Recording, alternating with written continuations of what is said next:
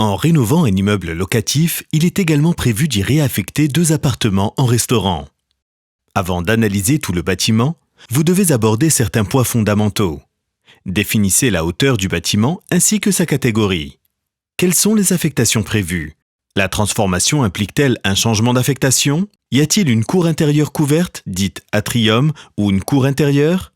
Si oui, adressez-vous à un expert en protection incendie.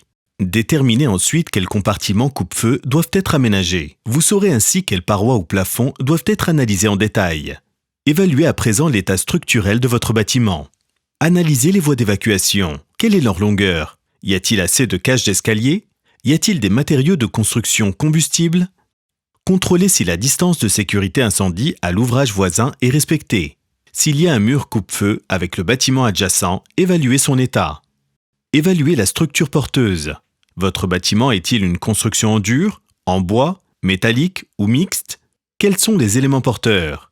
Évaluez la résistance au feu des éléments devant résister au feu, dalles d'étage, parois, piliers et cages d'escalier. Les traversées d'éléments coupe-feu sont-elles correctement obturées? Évaluez la résistance au feu des portes dans les parois formant des compartiments coupe-feu. Évaluez la réaction au feu et l'état du système de revêtement des parois extérieures. Analysez la structure de toiture. Contrôlez les installations techniques du bâtiment et les canalisations.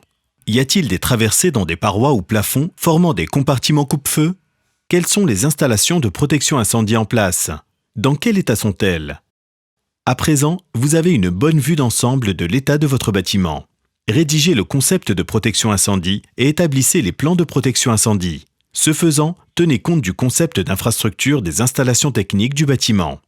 Prenez en considération votre évaluation du bâtiment pour définir les mesures. Si les exigences ne peuvent être satisfaites que difficilement ou si elles semblent disproportionnées, mettez au point des solutions spécifiques à l'objet en accord avec l'autorité de protection incendie.